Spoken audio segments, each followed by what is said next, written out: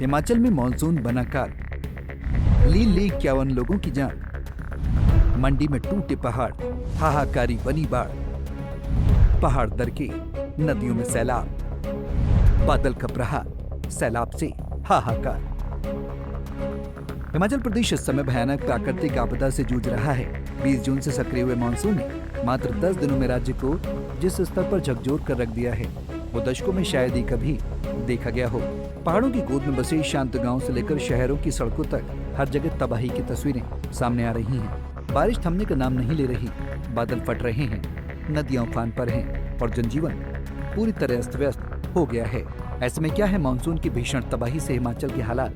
चलिए इस वीडियो में विस्तार से जानते हैं।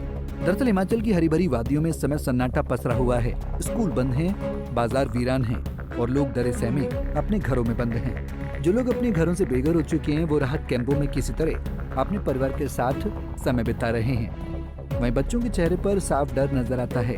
बुजुर्गों की आंखों में आंसू हैं और महिलाएं खुद को निरुपाय महसूस कर रही हैं। ये सभी हालात हिमाचल में कुदरत की उस तबाही का दृश्य साफ दिखाते हैं। ऐसे में सबसे पहले जान लेते हैं कि हिमाचल के किन किन इलाकों और क्षेत्रों में बारिश ने कोहराम मचा रखा है। बादल फटे, जिंदगी थमी। सबसे ज्यादा तबाही मंडी जिले में देखी जा रही है। करसोग उपमंडल से लेकर गोहर क्षेत्र तक बादल फटने की एक के बाद एक घटनाओं ने लोगों की रातों की नींद छीन ली है। खेत खलियान बह गए हैं, रास्ते टूट चुके हैं और गाँव का संपर्क बाकी दुनिया से कट गया है।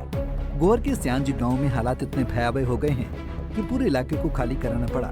वहीं पंडोह बाजार में जलभराव के चलते बाढ़ जैसे हालात बन गए हैं। लोगों को सुरक्षित स्थानों पर शिफ्ट किया गया है। बाकली और कुकलाहा जैसे क्षेत्रों में पुल बह चुके हैं, जिससे राहत दलों की आवाजाही में भारी दिक्कतें आ रही हैं। इसके अलावा मंडी में अब तक कुल 8 जगहों पर बादल फटने की पुष्टि हो चुकी है। वहीं आंकड़ों में दर्ज तबाही की बात की जाए तो आंकड़े जब सामने आते हैं तो स्थिति की गंभीरता और भी स्पष्ट होती है। अब तक हिमाचल प्रदेश में कुल 15 बादल फटने की घटनाएं हो चुकी हैं। इन घटनाओं में 51 लोगों की जान जा चुकी है और 34 लोग अब भी लापता हैं।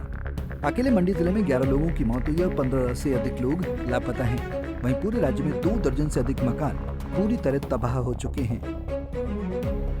इसके अलावा हिमाचल में परिवहन व्यवस्था भी पूरी तरह चरमरा चुकी है। चरमराई परिवहन व्यवस्था। 3 नेशनल हाईवे समेत 460 सड़कों पर आवाजाही बंद है। मंडी में अकेले 151 सड़कें प्रभावित हैं। 918 बिजली के ट्रांसफार्मर और लगभग 3698 पेयजल योजनाएं ठप हैं, जिससे सामान्य जीवन पूरी तरह ठहर गया है।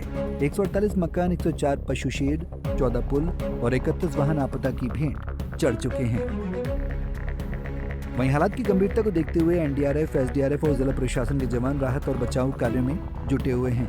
अब तक कुल 370 लोगों को सुरक्षित निकाला जा चुका है, जिनमें से 316 सिर्फ मंडी जिले से हैं। इसके साथ ही मुख्यमंत्री सुखविंदर सिंह सुक्खू खुद प्रभावित क्षेत्रों का दौरा कर रहे हैं। धर्मपुर के स्थायी गांव में उन्होंने विशेष राहत पैकेज का ऐलान किया और ये भी वादा किया कि जिनके घर उजड़ गए हैं उन्हें सरकार जमीन उपलब्ध कराएगी, चाहे वो वन विभाग की ही क्यों न हो। वहीं मौसम विभाग की चेतावनी। शिमला मौसम विज्ञान केंद्र के वैज्ञानिकों के अनुसार राहत की कोई उम्मीद फिलहाल नजर नहीं आ रही है।